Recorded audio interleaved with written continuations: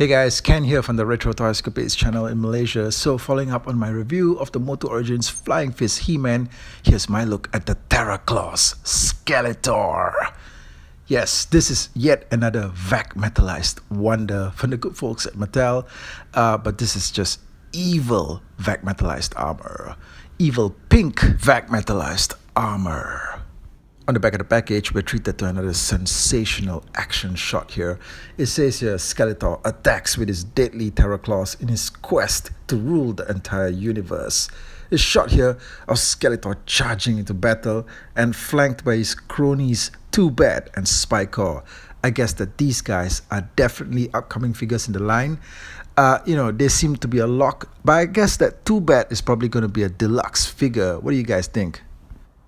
Now, just like the package for the deluxe Flying Fist He-Man, you get a lot of pictorial references here on the back of this card back. About 6 panels in total of pictures just showing you everything that the Terra Claws Skeletor can do.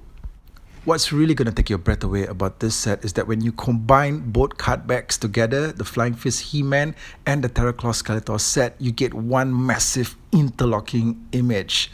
This is just freaking amazing. The first time we've seen something like this in Origins, and right in the center there you get a shot of Eternia. Mattel, let us know if this Eternia playset is happening so that I can start saving money like right now. Okay, I probably need about a month's wages. What do you guys think? Now Skeletor looks like he's really out to get the enemy's attention with his shiny new pink armor. Now if you notice, Skeletor's cowl here is more of a purple color compared to the blue from Series 1. The head is a vintage head, and of course he's got the shiny Skeletor, okay? But this thing, the chrome on this looks very good, and in fact it's pink. All right, if I remember the original vintage one that I have, the color on this was purple, but this one is just shiny pink. All right, it flows all the way to the back.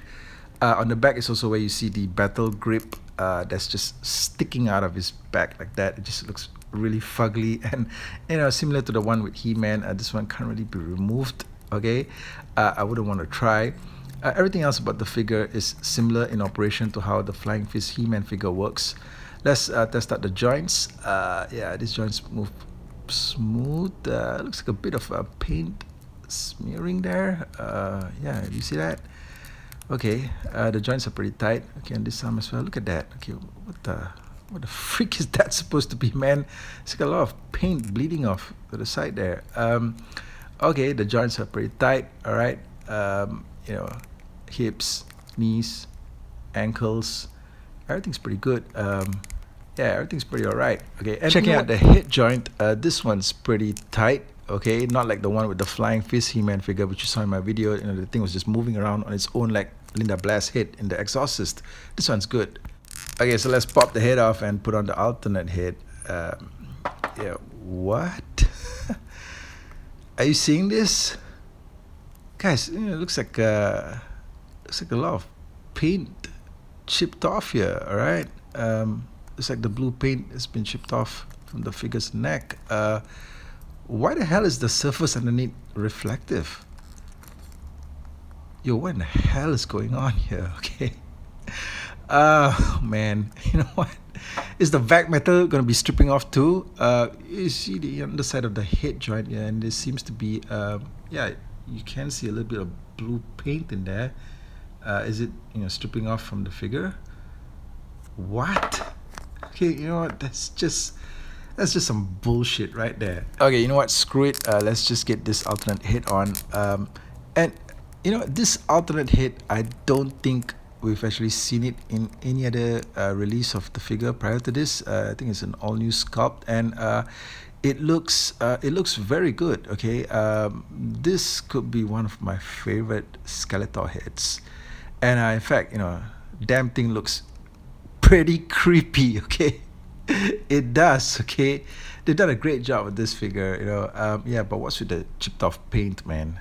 Okay, this thing also comes with the Havoc stuff, which is boring. We've seen this thing before a few times already. Nothing spectacular about this one. They could have repainted it with vac metal armor too, right? I mean, there doesn't seem to be a lot of other vac metal parts on this figure, so yeah, You also get the alternate grip hand, but you already expect to get stuff like this with the figure anyway. So yeah, you know what? Boring.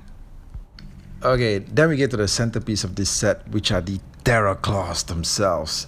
Now, these are these gigantic claw-like attachments that Skeletor wears in battle. Alright, these are made of pretty hard plastic. Got some nice detailing on it all around. It's very medieval looking. Okay, definitely. Alright, very primitive. And I can already see that the way that they attach to Skeletor's arms are different compared to how the vintage one did. So yeah, overall this is pretty nice. It's a pretty nice representation of what the Terror Claws are supposed to be.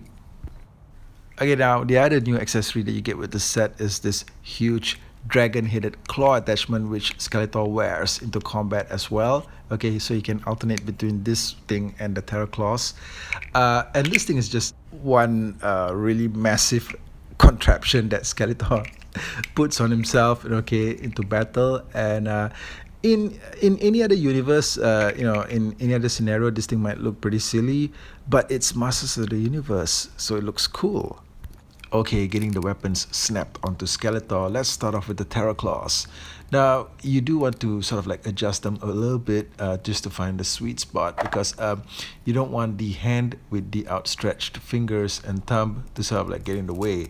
But these fit on pretty well. They fit on in a different way compared to the vintage versions. But yeah, once you got them on there, they're pretty much locked in tight. Okay, and he's ready to do some damage.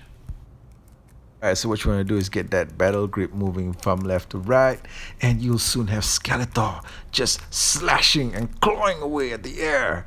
Now, the gimmick works pretty well. Alright, yeah, no flaws in this thing. It works the same way that the Flying Fist He-Man works as well. Just that I think with the He-Man figure, it was a little bit more impressive because he came with a lot more vac metal, a lot more chromed parts, and the weapons were all chromed up. So when they were like spinning in the air, you kind of had all this vac metal just dancing about, and the effect was just a little bit more mesmerizing. But still, with the giant claw hands, Skeletor does look imposingly threatening. You also have Skeletor sort of like typing out an email or a letter with those giant claw-like hands moving up and down, just typing away. Yeah, but why a letter? Well, because words cut deeper than a sword. Wait, the power sword! I must have it! Give it to me, He-Man! Give it to me! Just give it to me! Give it to me and die!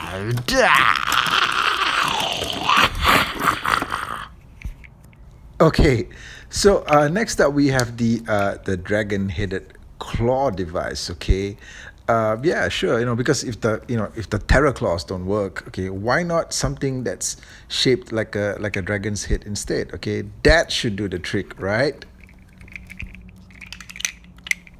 So this thing operates the same way. Just get the battle grip moving from left to right, and you'll have this dragon-headed claw weapon sort of like just flailing in the air, opening and snapping and shutting and just thrashing around at everything around it. You gotta wonder, with such fearsome weapons at his disposal, why hasn't Skeletor already conquered the universe, right? Ah, shit. You could also use it as some kind of an insect swatter to take down Eternian bugs like Buzzoff here. Yeah, just take him down and crush him. That's right, crush him. Time for a side-by-side comparison with the vintage Terror Claw Skeletor. As you can see, the vest that both of these guys have on are different colored. The new one is pink, while the old one is purple. The claw hands, holy hell. Look at the size difference between these guys. Now, the new one is on the left here, and man, this guy's just massive compared to the vintage. As you can see also, like what I mentioned earlier, the molding on the underside of the claws are different. The vintage one has a slot where you could fit it over Skeletor's thumbs. But yeah, they really scaled up the new one. As for the dragon-headed claw hands, wow. The new one is just equally as massive as the claws, alright? It's kind of like staring at a mama dragon and a baby dragon here, I didn't realize how puny looking the vintage one was, okay? But yeah, they really supersized the new weapons. Okay guys, so that's the video. Now, overall, I'm somewhat less impressed with the Terraclaw Skeletor as I was with the Flying Fist He-Man. But, visually, this character has a pretty awesome design. It's just that the execution of it and the weapons seem less interesting compared to the Flying Fist He-Man. But let me know what you guys think of him, alright? Let me know what you guys think of the video. I want to hear from you in the comments. And I thank you for joining me again. I'll catch all of you guys again real soon. Take care.